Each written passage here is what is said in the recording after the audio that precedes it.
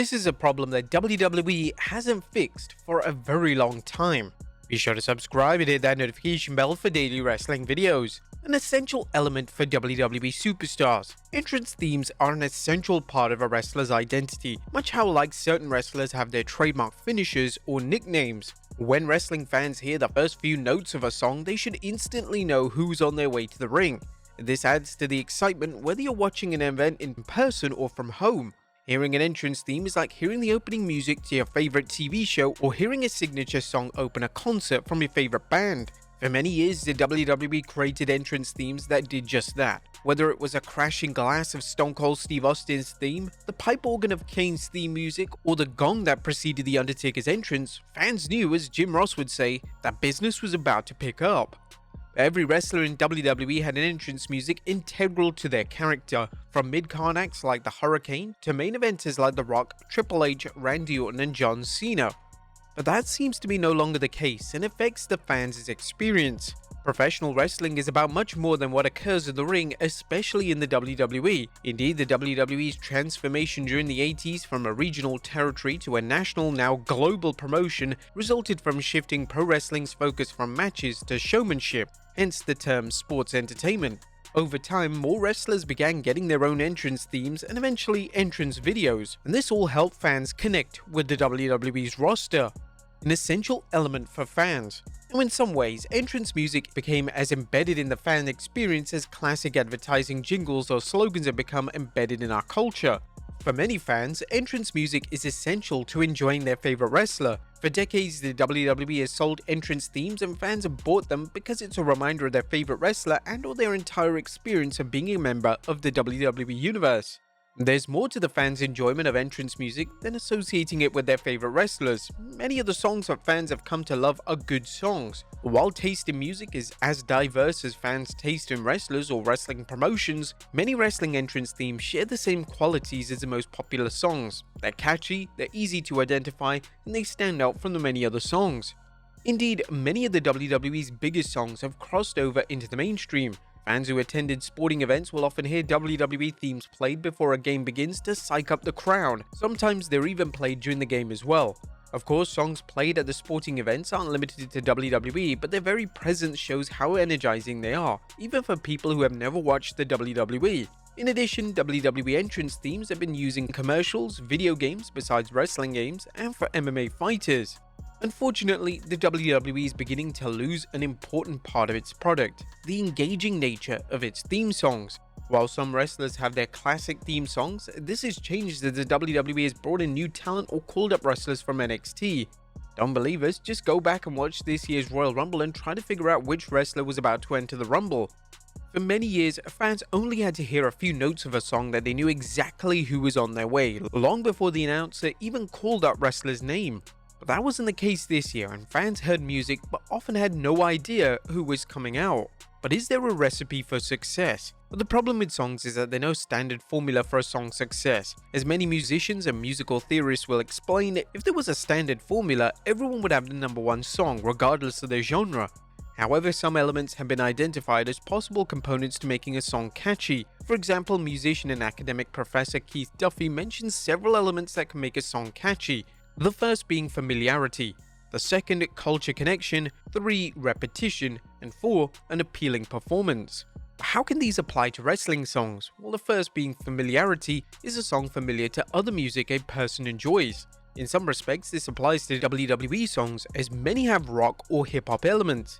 However, there are noticeable exceptions such as The Undertaker's original theme. Wrestling fans want entrance songs to stand out just like they want with their wrestlers. A cultural connection. Here, fans associate certain songs with pro wrestling, helping to form a bond. As mentioned, entrance themes are synonymous with the WWE product, so fans are usually invested in them. 3. Repetition. Does the song have a hook, notable lyrics, or a particular musical passage that might be easy to remember because they're repeated? Catchiness doesn't always mean a song is going to be liked. William Regal's A Real Man's Man is memorable but for all the wrong reasons, and likely to cause someone to kick in their TV. And an appealing performance. Do you guys remember Motorhead playing Triple H's entrance theme the game at WrestleMania 17? If so, that may be all you need to have a fond memory of a song. Now, although there's some elements often found in successful songs, there's other elements that make for a successful wrestling theme. the ability to identify the wrestler within a few seconds. The most successful songs have something that catches the fans' attention immediately. This could be the breaking of glass, a catchphrase such as The Rock's "If you smell what The Rock is cooking" lyrics that immediately identify a song, "I hear voices in my head," or certain musical elements such as horns in John Cena's "My Time Is Now." Ask yourself what current entrance songs have this element and you'll be scratching your head for a long time. Generic and boring. Now, unfortunately, most WWE entrance themes besides established ones such as Randy Orton and a few others including Roman Reigns are kinda trash. The WWE's music team seems to think that there is a formula for making a catchy song. If that's the case, the WWE needs to throw this formula because it's not working. Most entrance songs are generic and lack a connection with the wrestler they're supposed to represent.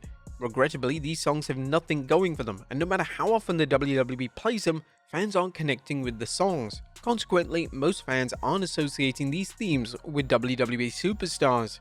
The missing element, Jim Johnston. When fans talk about the declining quality of WWE entrance music, the name Jim Johnston comes up. Johnston was a genius behind many of the WWE's best entrance themes. Unless it's officially licensed song like Living Colour's Cult of Personality, there's a good chance Johnston wrote the entrance theme. His work wasn't of that of a person who couldn't get a job in the so-called real music industry, as he'd worked with some of the industry's biggest acts, and his work in the WWE had earned accolades from mainstream publications, including music magazines such as Metal Hammer. Incredibly, the WWE released Johnston in 2017, and for many fans, the WWE entrance themes have just never been the same. It's unknown if the WWE has any interest in hiring Johnston or he has any interest in returning to the company. If it's possible, it's something the WWE should do, much as if they were seeking a top free agent in wrestling. Even if he isn't ready to produce new songs for WWE, the promotion would do well to bring him back in some capacity. Potential roles including supervising the WWE's current music team and acting as a consultant, mentoring people he feels have the potential to produce theme music, which likely excludes anyone currently working in WWE, or recommending stock music that fits wrestlers or themes, much like the WWE licensed stock music for the Hardy Boys. But what about any other solutions? Well, Johnston may not want to return to WWE. This doesn't mean that WWE should throw in the towel. Instead, they should begin to look for a talented in-house producer with a proven track record. The problem is finding someone who understands the company's needs for catchy entrance themes as opposed to someone making a concept album geared towards a small audience. As far-fetched as it may sound, the WWE might consider someone from advertising. That doesn't mean that entrance themes are going to turn into commercial jingles, but a person familiar with crafting successful jingles might be able to work with other musicians in composing better entrance themes. Regardless of who the WWE wants to hire, the company should consider incentives such as profit sharing. One of the most lucrative aspects of songwriting are the royalties they received every time a song is played. It's unlikely the WWE will let songwriters keep the credits to their songs, but they might attract better talent with incentives. Lastly, they should also consider working more deals with established artists. One of the things that made ECW stand out was Paul Heyman's use of contemporary music by known bands. The WWE does this, but it's only usually for pay-per-view themes. Getting the licensing rights may be expensive, but the WWE should consider it for certain stars whose entrance music is complete trash. They could find younger artists looking to expand their audience who would take a smaller cut for using their song in exchange for wider exposure. Given Nick Khan's experience at negotiating and his connects in the entertainment industry, this should be explored. What do you guys think of this current problem that hasn't been fixed for years? Let us know in the comments down below, and I'll see you next time with some more wrestling content.